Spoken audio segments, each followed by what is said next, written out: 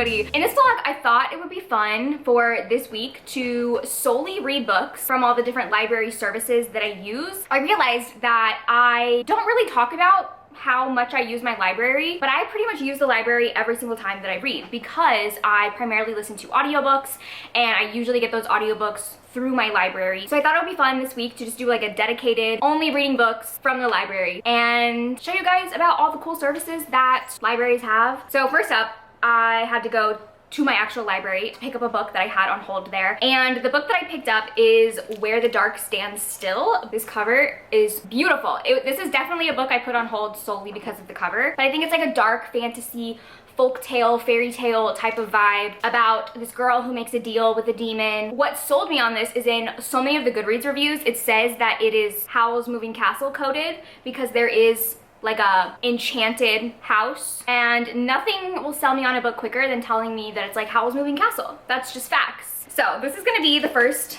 library book that I pick up, but I think I will also throughout the week choose some books from like the library apps that I use. But also when I got home from the library, I had a little package here, which I do not know what this is because I told you guys in my book haul that I'm not buying books right now, which is also a great excuse for me to be using my library more. So I don't know what this is. I'm gonna assume it's a pre-order. I'm gonna be honest, I always forget the things that I pre-order, but I don't know what this would be. Let's see. Oh my God, I did pre-order this. I completely forgot. I pre-ordered this months ago. Okay. Oh my God. No! I want to read this so badly. Why did I just say I'm only reading books from the library? It's Thirst. This is a brand new book that was just translated. It's a sapphic vampire book. Rude for this to show up right now when I just said I'm only reading books from my library. Maybe I can get the audiobook from my library. I want to read this so bad. Oh my God, do I cancel this whole plan that I had? Okay, I'm for sure reading this. I think I'm gonna try to stick to my library plan. I'm gonna see if I can get the audiobook for this from my library. My goal throughout the week is to primarily read from my library. If I so happen to read a little sapphic vampire book not from my library, you know, I can't control these things. I am now halfway into Where the Dark Stands Still. I think I'm gonna DNF it. Here's the thing, I'm not disliking it. It's actually really reminding me of Naomi Novik, who I do like. I loved Spinning the Silver, and there's nothing that I can say is like really wrong with it. Like I said, I'm not disliking it. I totally 100% get the Howl's Moving Castle comparison. I would actually recommend it if you love Howl's Moving Castle. Like, I would recommend trying it because it's not bad. What it's about is this girl has magic. Magic is considered to be very dangerous and everyone is scared of her because she has magic, so she really wants to get rid of her magic. And she knows that in this magical forest there is a flower that blooms and whoever can find the flower gets a wish. So she wants to find the flower and wish away her magic. So she goes into the forest and ends up running into this forest demon who's the owner of the flower, and he is like, okay, if you become my servant for a year, at the end of that year I will give you the flower and we can get rid of your magic. So he takes her back to his manor, which is this sentient magical house, and her job is just to like cook and clean for him and, you know, be his servant. So she's spending all her time in this magical house that very much resembles Howl's Castle. There's also a talking cat that I love. Like, I really am enjoying all the elements of this. Now I'm like, should I stick through it? Here's my issue. I'm enjoying the book when I'm actively reading it. The second that I put it down, I have no desire to pick it up again. And I don't know why. Because as I'm reading it, I am enjoying it. I don't know. Lately though, I've really been trying to give myself like grace to read more naturally and to allow myself to DNF if I'm not feeling something, or to allow myself to read things that, you know, maybe people aren't the most interested in, but just read how it comes naturally to me as a reader and less so like reading as a content creator. As I'm talking about it, I'm like talking myself back into finishing it. Here's the thing though, it's really reminding me of Uprooted by Naomi Novik, which I gave 3 stars. So I'm like, I don't know if finishing it, I would rate it any higher than 3 stars. And sometimes 3-star books are the hardest to get through because it's not like I'm hating it. It's not like it's bad. it's just not something that I'm like, oh my god, I love this. Like, I would almost rather read 1 and 2 star books than 3-star books. But also, I'm curious what you guys think as a viewer. Are you fine when booktubers DNF books? Or are you like, no, I would rather you finished it and then tell me if it's worth reading? I don't know. I struggle. I'm going back and forth. Also, though, I will say this week is the perfect time for me to DNF freely because all these books are from the library, so it's not like I bought them. I feel like maybe if I did buy the book, I would feel more inclined to finish it unless I was like actively hating it. But since it is a library book, I think I would be fine if I just put it down and never picked it up again. And that's like the worst feeling to have because I'm kind of like ambivalent about the book. Like, it's not bad, there's nothing wrong with it. I would recommend it if you love Howl's Moving Castle and you're looking for something that has that vibe. I would say this is it. I'm just not excited to pick it up. I think I've decided. I'm DNFing. I'm just gonna let myself. Life is too short to waste on books that you don't care about and aren't excited about. That means I need to pick something else to read. So we're gonna go through, I think we'll go through my Libby library and see what I have on there because I know I have a lot of books checked out on Libby right now. So let me pull up my Libby and we'll see what I have. Okay, Lord of the Wilds. Actually, I need to return this because I DNF'd that. Our Hideous Progeny, I have that, although I want to read Frankenstein before I read Our Hideous Progeny, so I think I'll wait on that one. Ooh, A Fate Inked in Blood.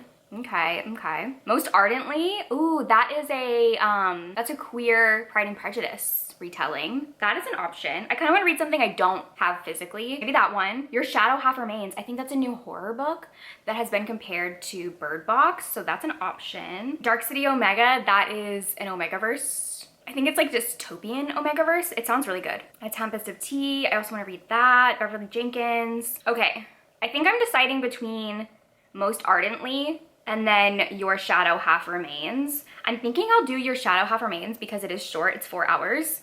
Maybe I can read both. They're both pretty short. So Your Shadow Half Remains. Let me remind myself what this is about. The Last of Us meets Bird Box in this post-apocalyptic tale where eye contact causes people to spiral into deadly violent rage. Sounds very good. It does sound exactly like Bird Box. Ooh, and the main character's name is Riley. Okay, let's do this one. I'll listen to a little bit of it and then if I don't like it, I can switch to the other book.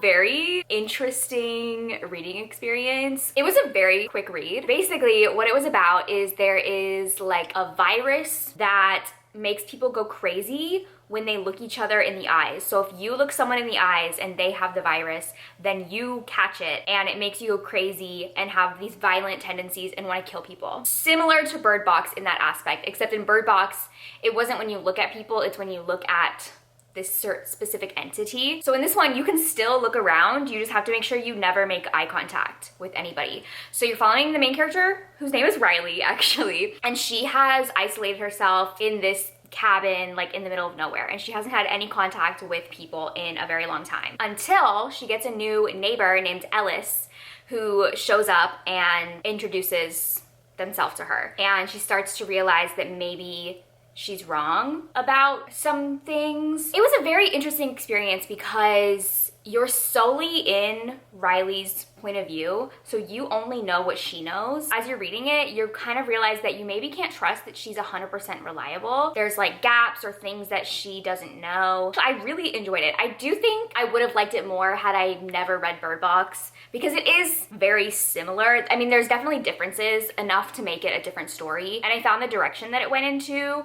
to be very interesting. It's similar enough where I couldn't stop making comparisons. However, the most interesting part of this book is something that I don't actually know if it was intentional or not. So basically, the character of Ellis is never assigned a gender because Riley never looks closely at Ellis. She's trying to avoid eye contact, looking at Ellis's face, looking too closely. So we never know Ellis's gender. And what I find very interesting about that is that I just went through Goodreads and I read tons of reviews, And almost every single review, the reviewer assigns a different gender to Ellis. Some reviews refer to Ellis as a man, some reviews refer to Ellis as a woman, some reviews refer to Ellis as non-binary. And I just think that's very interesting how the author chose to write a character that is never assigned a gender, but then as readers, it's almost like people are putting their own gender biases or like assigning a gender to Ellis based on context and what they perceive gender to be. I don't know, I found that to be the most interesting part of the book, was like actually reading other people's reviews and seeing how they viewed Ellis and like what gender they personally decided to assign. That was very interesting. I think I'm gonna be giving this book 3.5 stars just because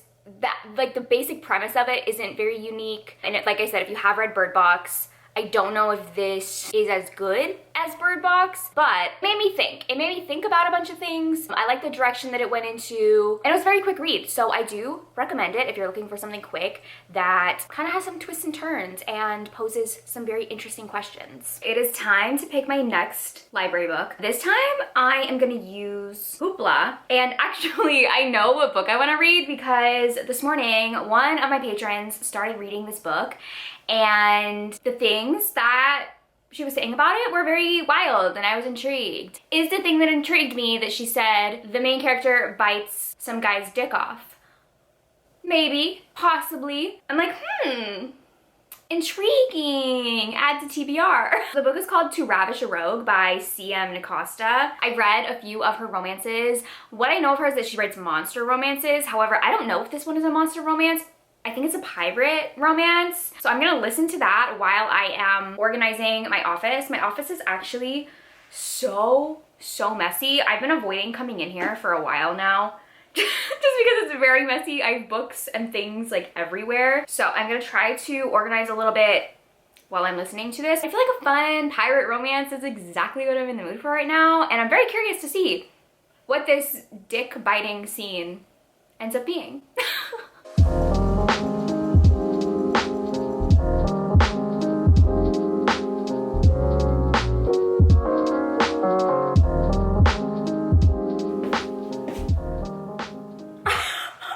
Okay, I've made progress on my main bookshelf, but this book is wild. I should have known going in. That's my bad. Okay, let me tell you the plot and then I'll tell you what just happened. So basically, this is about a girl who is some sort of like shapeshifter. There's something like magical about her, right? We don't know what it is yet. And she needs to get passage on a ship to be taken to Atlantis. And so she ends up disguising herself as a boy to sneak onto this pirate ship. But the second that she gets on the ship, the captain instantly clocks her and is like, that is very obviously a woman pretending to be a little boy. But he doesn't out her. He's like, oh, this is very interesting. I kind of want to see how this plays out. So he makes her, as the boy, be his like cabin boy and stay in his cabin and like serve him and bathe him and sleep at the end of his bed, all because he knows she's a woman and he's like messing with her. So when he reveals finally to her that he knows that she's a woman, they start having like a little sexy scene and he's fingering her. And then afterwards, he's like, oh, my finger kind of hurts. I wonder why. And he looks at it and there's teeth marks on his finger. Now, why would there be teeth marks on his finger? I think she has teeth in her vagina. What in the hell am I reading? What am I listening to? What just happened? I thought this was just gonna be like a fun little pirate romance. She has teeth in her vagina? What is happening? Actually, what is happening? I just listened to the phrase, he came down her second throat. If I had to hear it, everyone had to hear it. So I don't know what kind of creature she is, but her vagina is a mouth. It's her second throat. I'm not gonna lie, you guys. Am I enjoying this book? No. Is it so entertaining that I can't stop listening to it? Yeah. I'm very entertained. I'm highly entertained. I want to see where this goes. Is this at all what I was expecting? No. Also, I want to point out, he's into it. He is into the teeth. So I don't know which one of them is crazier. Her for having a vagina mouth or him for being like, oh my God, I hope she bites me. Okay, I think I also forgot to mention that he is also a creature. He's a sea creature, a sea dragon. And when he shifts into his dragon form, he has 2 penises. 2. I have to explain to you guys this scene that just happened. If you thought it couldn't get any crazier, it did.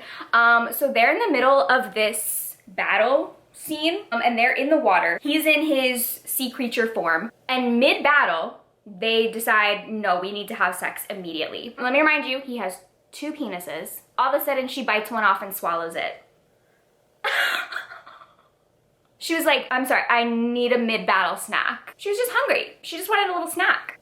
What am I listening to? What is this book? Like, okay, look at this cover. Tell me if anything I've described already is what you would expect from a book with this cover. I really thought this was gonna be like Sea of Ruin. I'm reading about vagina teeth, dick-eating sea monsters. This is why you should support your library. If you're not using your library, you are missing out on literature. Okay, I finished this crazy book. 3 stars. It wasn't bad. Like, it was actually entertaining. I thought it was silly and fun. It kind of lost me a little bit in the end. I don't know, if you want to read a bonkers monster romance, I liked the pirate elements of it. I think that's why I was entertained by it, because I just love pirates. It's very hard for me to not find a pirate story enjoyable. So it was entertaining. Was it amazing?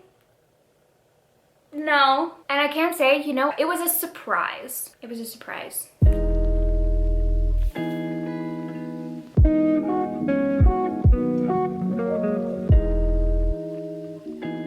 I am now 60 pages into Thirst. I'm loving it. Oh my god, it's so good. Basically, so far, we're just following the point of view of this woman who was turned into a vampire. And after all of her vampire sisters are attacked and killed by people in her town, she ends up traveling from Europe. It's about her navigating this new life, her bloodlust, her thirst. And so far, it's great. I'm really enjoying it. The writing is so good. I feel like it's a really great translation so far. It's definitely giving me Dowry of Blood vibes, but not in like the writing, more just in the actual story. So I feel like if you are a Dowry of Blood girl, this might be the book for you. I've always been asked by people, if you loved A Dowry of Blood, what else should I read?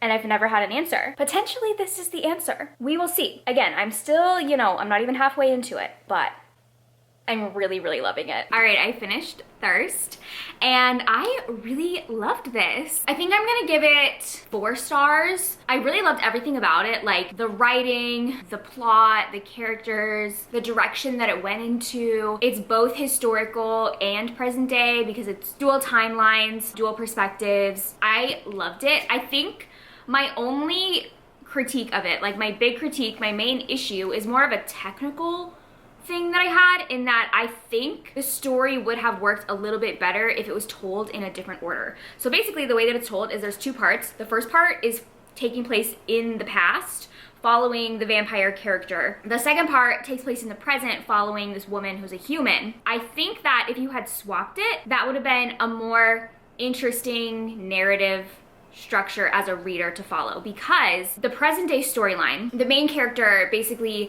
her mom is dying, and so her mom gives her this key and is like, never use the key, but she doesn't know what the key goes to, she doesn't know what it's for, so there's this mystery around this key and like what it opens. But as readers, we already know what the key opens because of what we read in part 1 about the vampire. So we know what the key is and what the mystery of the key is. When she eventually opens the thing that the key is for, we know what it is. So it does take up a little bit of like the mystery and like the intrigue out of that storyline. That storyline was definitely less compelling. And I think if we had read the present day storyline first, and then it's like she goes to use the key, and then we flash back following the vampire and we learn everything we learn in that storyline, and then it comes together for the ending. I think that that would have made it for me a 5-star book, literally just switching up the order that it's told in. Because I do feel like you're given the most interesting part of the book in the beginning. And not to say that like the present day storyline wasn't interesting, it just wasn't as interesting as the first part.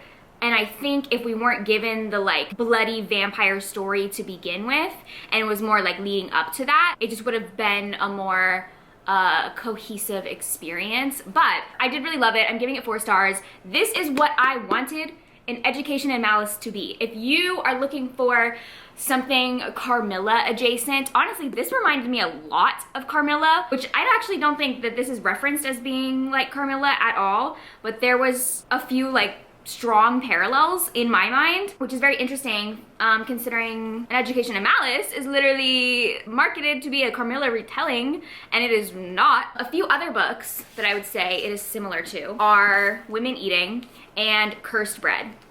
I think that these are all kind of in the same genre of book. These are all books that I love. Also, I just realized they're all like the exact same length. There's something about little weird lit fic books of this length that I just love, with these beautiful covers. I did forget to mention I did get the audiobook of this from Libby, so it technically was still a library book for me. And I definitely recommend it if you're looking for something vampire-y, something bloody with like that lit fic vibe. If you liked either of these books, I definitely recommend checking this out. I will 100% read other things from this author. I'll have to look up to see if she has any other, oh, this is her first book published in the United States. Okay, so that sounds like she has other books, they just have not been translated into English. So I'll have to be on the lookout to see if any of her other books get translated so that I can read them, because I had a great time with it. That's gonna be the end of this library vlog. I had a great time reading all these library books. Oh my god, such a random assortment of books. I just realized I read the most random collection of things. We had Howl's Moving Castle fantasy, a weird little horror book that was kind of Bird Box vibes, a monster romance that was a wild time, and then now this little lit fic book. I am a woman of eclectic tastes, I'll tell you that. If you like this video, please like and subscribe, right? Tell them to like and subscribe. And check out my Patreon where I post tons of exclusive content. I will see you guys in my next video. Bye.